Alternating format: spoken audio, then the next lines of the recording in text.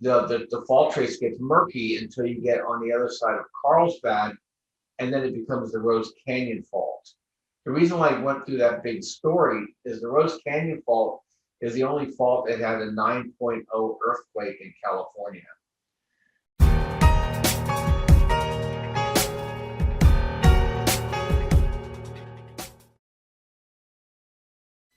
A non-fungible token, an NFT, sold for $69 million, which at the time was the highest recorded sale for digital art ever. If you aren't familiar with NFTs, they're the newest trend in the blockchain and cryptocurrency industry. They're unique JPEGs that work similar to cryptocurrency and are essentially digital art pieces selling anywhere from thousands of dollars to millions. And this is just one of the many market trends: NFTs, cryptocurrency, traditional markets. If you want to stay ahead and see around the curve, I highly recommend Trade Genius Academy. I was able to profit myself because I learned to trade through Trade Genius Academy on the crypto side. I took part in various courses, personal coaching, chat rooms, signals trading tool. That's where I look for price signals in cryptocurrency from Bob Kudla at TradeGeniusAcademy.com, who also offers other signature trading tools for stocks, exchange-traded funds, binary options, and commodities. All you need is an internet connection to get started.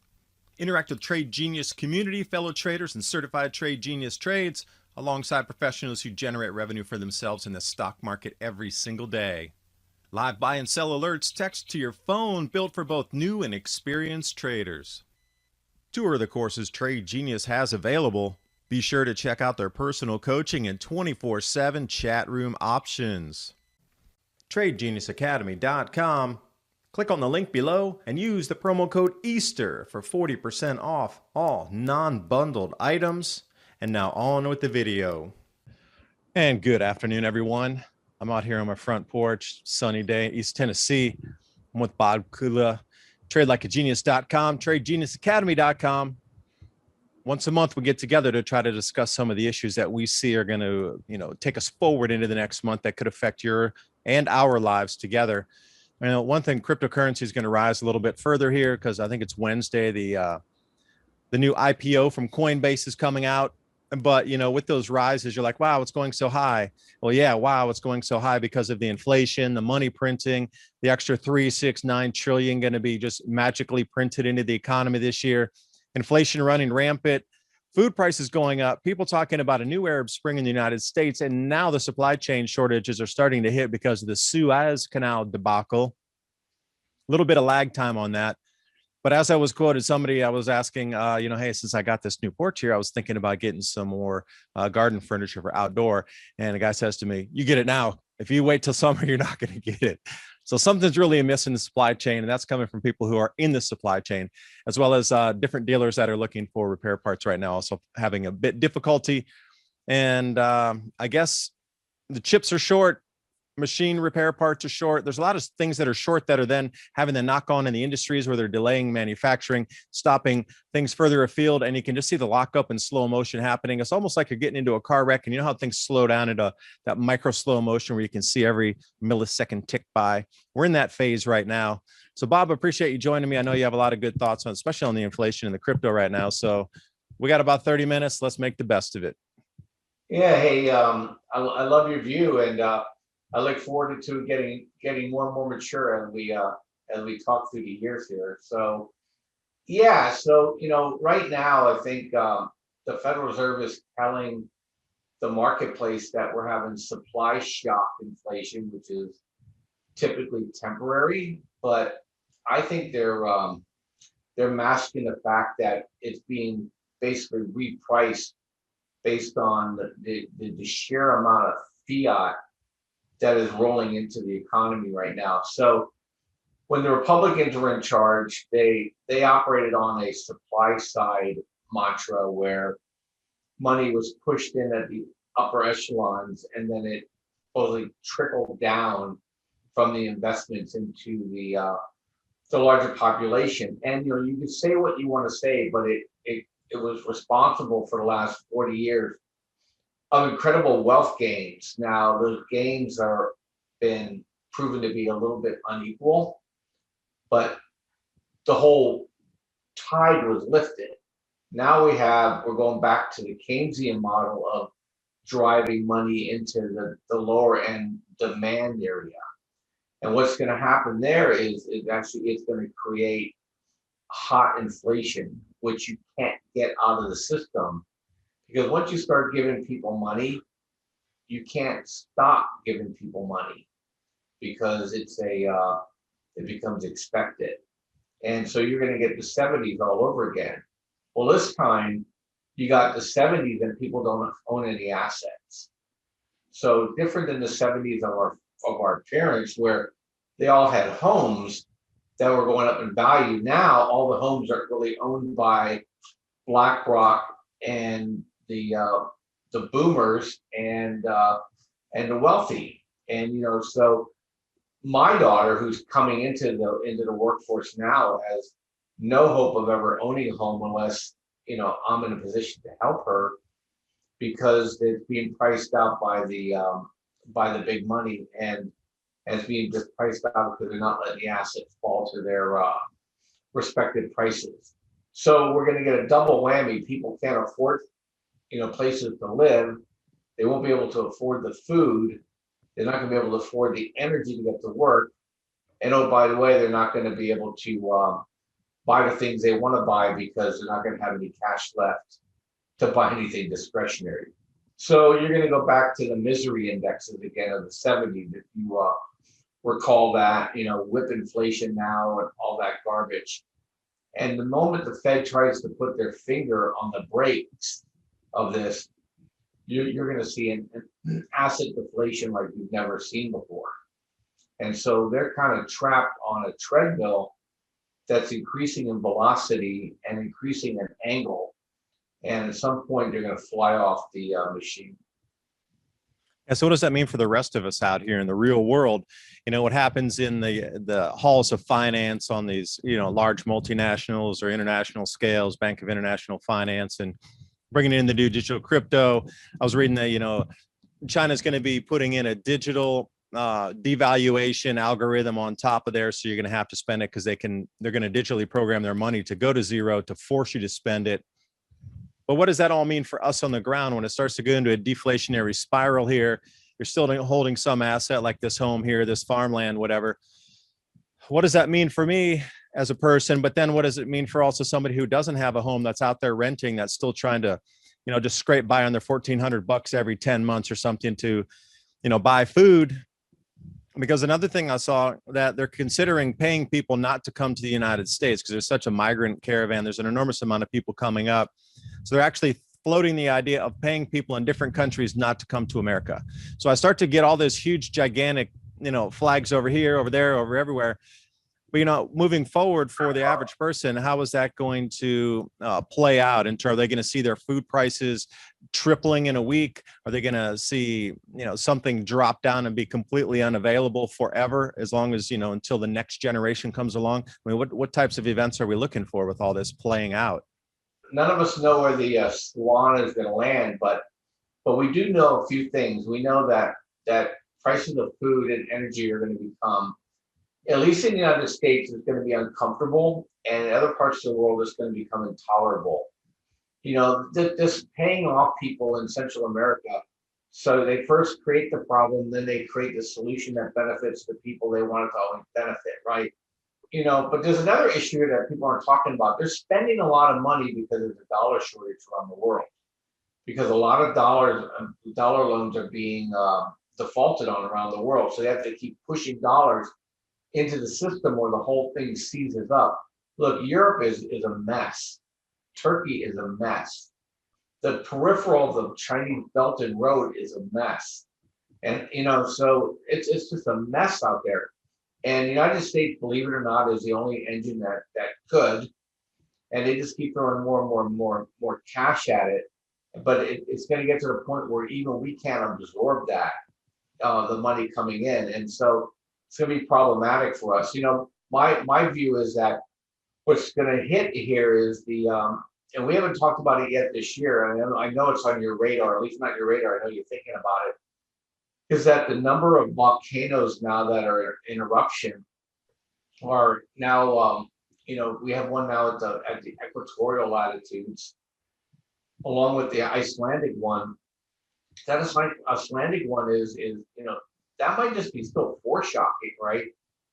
And if that thing goes, remember they said the worst year to ever be alive, I think was, and I can be off by 10 years, like 584 or 574 AD, because of that Icelandic, or they said at least the Icelandic or maybe even the U.S. or Canada had a massive volcanic eruption. I still think it was Iceland, and basically just swept down over Europe and just blew out the growing region all the way down into the Middle East. Well, now we have volcanoes in Indonesia, and we have volcanoes going on in the Caribbean, and then we have volcano in Iceland, and I'm sure there's something from Chakta going off. Well, all these things now are going to create this screening that Bill Gates, like an idiot, wanted to do, over Sweden. I think that's the swan that people aren't expecting, because that'll shut off Canada, shut off Russia, shut off Northern Europe and Northern United States in a year. And people aren't ready for it. And I think that's going to be the problem. You're going to have this fiat being created into a supply shortage of food.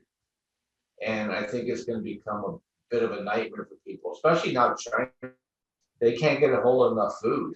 And, what's really interesting to me is that it's been things that were never talked about are being whispered now. Maybe the U.S. should use China and food as a weapon against China, get them on their heels, because I think now everybody knows, wait a minute, China can't, they need Australia, they need South America, they need the United States to feed their people. And they're in the process of pissing all those people off at the same time. So it's going to be really interesting how that, all plays out on the food end. And then on the energy end, is we're just making these massive malinvestments that aren't going to really pay off. You think about it, the Biden administration could put about 20 water desal plants in California, end the water crisis forever. Not even on their radar, not even a blip. Yet, they want to keep controlling how much water people use. They're not really trying to solve these problems. So I think it's going to be problematic, and I think it's going to be an issue that people aren't ready for. Yeah, and the event you're referring to is called the Late Antique Little Ice Age, and that's at 535 up to. It's kind of an unknown terminus period because there was so much devastation across the entire planet, both northern and southern hemispheres, that cultures just disappeared. Records were lost. I mean, over 50% of the planet just disappeared. That was such an all-encompassing event because apparently there were at least 3 major VEI 6, 7, and 8s rolling across the northern hemisphere, but at least one was equatorial, so they got transited further south. One was linked to Iceland, as you say. That's the same one that has come back to life again on its 800-year cycle. And if you go back in again, you go back 1,600 years, that kind of fits about the 1550 range, back 1,550 years ago, where we were right around that 550-year AD period. So there's a lot of similarities. And these volcanoes that are waking up on, the one in St. Vincent down there, the last super major eruptions were in the the early 1800s, late 1700s. So that's also on a couple 100-year cycle for the largest of the eruptions. The last ones in the 80s were like a small puff compared to this big ones that sailors had recorded of, ash hitting their sails and coming down when they were going by there. But I'm going to make a bold call. Go buy 6 mil poly sheet right now if you can. Get the cattle panels so you can get some of your own greenhouses up. At least have some of the poly sheets so you could make an indoor growing area or add something on the outside of your house. Because I do believe what you said here, that this year is going to be the year that starts to end agriculture as we know it. The volcano cycle's in it now, where you're looking at this secondary magnetic field starting to tick off out in the outer solar system. Magically, we have an enormous amount of volcanoes coming off here at the same time. Jupiter, Saturn, Uranus, and Neptune are lying into their square. Last night, we were looking through a telescope up at Jupiter, and we both saw blue. And I'm like, wait a second. That means the auroras are so firing off that through a telescope here on Earth last night in super clear skies, we could see blue coming off of Jupiter. And I was like, that verifies that 10x, because I like to look at the stars anyway out here. I got this countryside home way out in the middle of nowhere where epic skies every night. Take advantage of that. But if the food goes, you're just following times in history. And I'm wondering how much of this, control mechanism being unveiled across the planet is not because of what you think it is for this XYZ reason, but the reason is the powers that be know these cycles way better than you. And they're trying to put the control mechanism in because they know at the higher echelons of, families and entities, whatever they might be, whatever international organizations that have access to some of this older information that a lot of people aren't privy to, that the cycle's here again. And how would you best control it? Well, I would control the people first. And then if the food starts to dwindle a little bit, get more expensive, there has to be excuses for everything. And Bill Gates' whole marauding band of atmospheric pirates up there, if they were to inject anything, it would take about 3 years for it to drip down because, you're talking about nanometals and particulates up there. David Keith and a few others had also tried to talk and had started some of these programs a couple of years prior to Bill Gates talking about it. So my whole thing was, what if we do have all these sudden volcanic eruptions and then they're geoengineering up there and they're trying to cool everything. They have layers of whatever it is up there they're going to use, from calcium carbonate to nanometals, layers of it. And then we get these massive eruptions. Look over at what happened in the 1990s with Pinatubo. That's back on raised alert again. Like they're expecting Pinatubo to fire off again. And what happens if we get some Cascadia eruptions to toss in for good mix?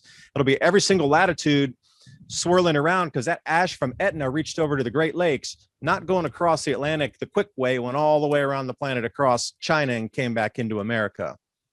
So when you're looking at these kind of weather patterns, it's getting insane, the amount of volcanic ash, Bob. Insane. Yeah, I forgot about Etna. Also, speaking of Cascadia, and so I live out here in California, as you know, but maybe your listeners don't, but we've been really relatively quiet from a seismic standpoint along the whole, basically from south of Alaska all the way down into northern Mexico. We've been quiet while the rest of the Ring of Fire has been extremely active. Well, that started to change about 3 weeks ago, and we've had a big swarm in outside of north of Mount Lassen. What's the big mountain up there in Northern California?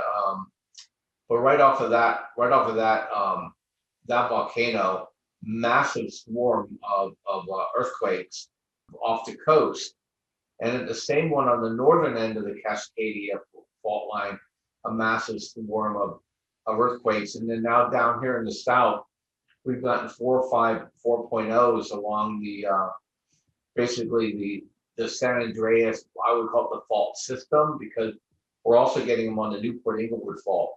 Now everybody's worried about the San Andreas fault, and I'm here to tell you the Newport Englewood fault is far deadlier, because what happens is when it goes it kind of disappears underneath the Hollywood Hills, and that's Englewood is basically where LAX is, to give people perspective. It goes all the way south and it cuts out into the ocean just north of Huntington Beach, right south of Long Beach, and then follows a couple miles offshore. I live in Laguna, past where I live, and then it kind of gets the fault trace gets murky until you get on the other side of Carlsbad, and then it becomes the Rose Canyon fault. The reason why I went through that big story is the Rose Canyon fault is the only fault that had a 9.0 earthquake in California. And Rose Canyon is where La Jolla is, okay, where the Salk Institute is, where Torrey Pines is, where the golf course is, just north of downtown San Diego, and also goes right past the San Diego Naval Base. So that whole area is seismically much more. The earthquakes are much more powerful than the San Andreas. San Andreas Lock is where relatively few people live. Tehachapi Range, it's rural, and down Palm Springs way, it's people all live in single-story, one-story homes out there. It may shake a lot, but the Newport Englewood fault all the way down to Rose Canyon fault, there's probably 10 million people, in that whole fault system, and that fault is within 3 to 5 miles of. And in northern LA, in Northern Orange County, it is people's homes are right over it. And we know where it is because that's where all the oil derricks are offshore. And you can see the trace when it goes out into the ocean. It's literally a scarp on PCH. and it's like a 10-foot drop down on PCH as you go across the Spark into LA. So that's the one I'm watching, and I think it's going to light up. If that thing happens, or the Cascadia goes, you don't have to worry about global cooling. It'll probably bankrupt the United States because of the just the amount of damage that will be done. You're talking about all the Pacific shipping ports being knocked out of commission. Okay, that kind of supply disruption. So, I know you and I were talking probably, Six Sigma kind of events, but bring it back down to reality. If you want to, in lieu of just hiding in a cave, you're going to be able to make money because the uranium. The only way they get the Green New Deal going, they have to drop in nuclear. They're starting to talk nuclear now. I think Bitcoin, the whole Bitcoin phenomenon, I truly believe, and I'm starting to get validation now of my belief that it is basically a construct of United States intelligence in a way in which we can basically offshoot inflation without it going into assets people live on, like homes and the stock market. So I think it's basically a pressure relief valve, and I don't think you're going to see them try to shut it down at any point in the future. And Bitcoin's about ready to take its next step higher. I was gratified to see that Litecoin and Link, two areas which I've been accumulating since the beginning of the year, are already starting to try to break into the next level. Bitcoin is dancing around its all-time highs here. When it goes, it's going to go to 68, 78, and then on to six figures. And they're going to drop another $3 to $4 trillion of spending, hot money into the economy. And that's just going to help energy prices. And our good old friend Mosaic, the fertilizer company. Sorry for you, Dave, but happy for me because I own Mosaic and you got to buy fertilizer. So I'll sell to you. And I have a really good friend who's in the organic, fertilizer business, and he just said he sees the same tightening that you say. He has to get all the precursor materials to create his mixes, and he can't even get the precursors. So he goes, "It's going to be the best year ever, and I can't get the material."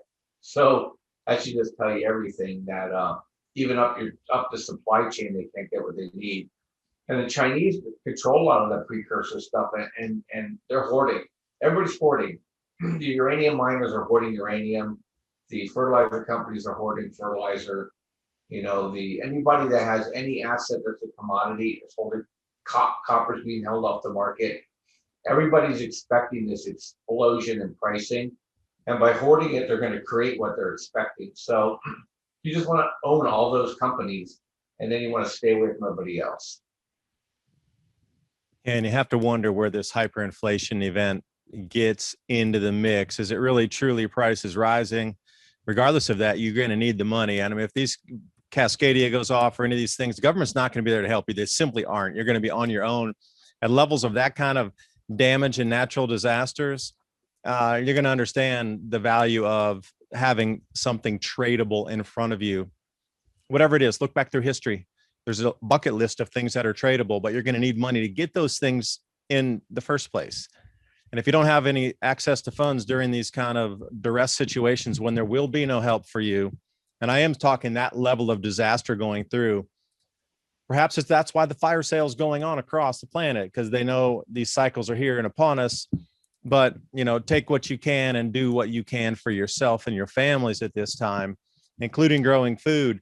I was going to say, hey, I don't have to buy it from you, Bob. I could trade you because I have food and you have something I need, organic fertilizer. I don't care about your money. You have something I need and I have something you need. So then again, that whole barter ability in there. And then, what's the true value of food and fertilizers to produce something that people can put fire in their bellies to keep moving through the days, keep the economy going. So, we're just repeating another chapter in history here, but it always comes down to the one thing: the people who do not have any access to resources are the ones that are always left out. Always through history, you got to have access to resources. And the way to do that is getting some capital under your belt, trading, crypto, traditional equities, whatever it is. And I don't know. It's Yeah, gonna, look, it's gonna be such a strange world we're moving into right now, and I'm so happy that I have gotten to know you here and get some advice from you and position myself, because having food first, then what's after that? You know, obviously safety, water, and then what? You're gonna be able to. You're gonna have to move through the ecosystem somehow. Nobody's gonna do it because you have a pretty smile. yeah, well, it's going to be decentralized. But look, here's the roadmap for me, is that once the Starlink network is completely or sufficiently activated, is that I'm moving my ability to communicate through the satellite networks, because you just have to get yourself basically sat phone compatible routers and phones. And you, number one, you're non-centrable. Number two is that when these grids go down, these wireless towers go down, the satellite network's going to still be active. And so you're going to need that's ability to communicate, number one. And then number two is that, it's going to be regional calamities. So, unless a Barrington event hits, like, right over the United States, you're going to have the ability to still trade, and you're going to own things that people are going to need. Look, there's no wonder why lumber's up, 1,100%, right? It's just that these are things that people need, and the supply chains are disrupted. So you just got to look to see what companies are in a position to provide, and that's going to give you sufficient capital. And then on the crypto side, obviously Bitcoin. I'm not as familiar with, nor do I trade much with Ethereum, but Ethereum has a lot of good products and tokens that are on that network that are going to be effective. But I'm looking at Litecoin as the tradable currency under Bitcoin, and I'm looking at Link for the smart contracts. Because look, you and I could conduct business totally outside the dollar system by throwing on a chain link smart contract or a Cardano smart contract, and then swap out the hey, you got your fertilizer, hey, my tokens came my way. So you're going to be able to operate outside of the banking system through the Starlink network, without worry about whether or not the government's going to be in a position to help you. So you got to start thinking about these parallel opportunities, and then get your skill one way or the other. But in the meantime, if it just becomes a major irritant over the next 10 years, is that we're positioned to help you at Trade Genius buy the right assets so you can make money. Look, the Bitcoin miners we just made another trade today, 49.50 to 54 on Riot. Look, this is like the fourth week in a row. You buy Thursday, sell Monday, and we're just knocking out 10, 15, 20% moves each time. But it doesn't take long for you to make a lot of money. And we're going to do it again, going into next weekend until Bitcoin breaks out. Then we're going to hold for a double. So trade with us at tradelikeagenius.com. We'll teach you how to trade these things. We have an algorithm. We'll show you how to use our algorithm.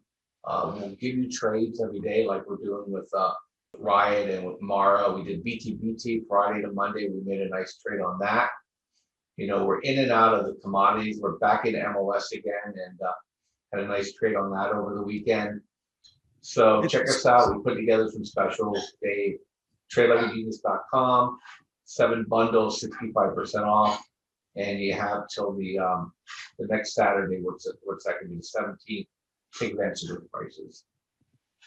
Excellent. Now, one question. I know you're really into solar, so you're talking about Starlink, grid down, whatever. What kind of solar array to be recharging and having a battery bank so you'd be able to run your own routers off of solar power to be able to then connect to the network up in the sky, so you wouldn't have to worry about terrestrial, either electricity or grid or internet connectivity. So what kind of system would you be using to be able to run all your routers, et cetera, to still be able to connect completely autonomous? Just get marine batteries and build your own battery cabinet. You just have to create a separate panel of the circuits that you want to maintain power on if the grid goes down. Because remember, solar panels are tied to the grid. So if the grid goes down, it sends a signal to the panels to no longer send power into the grid, so it shuts down. The panels might be hot, but you're not getting any power. And so if you have a battery backup system, you have basically an automatic AV switch.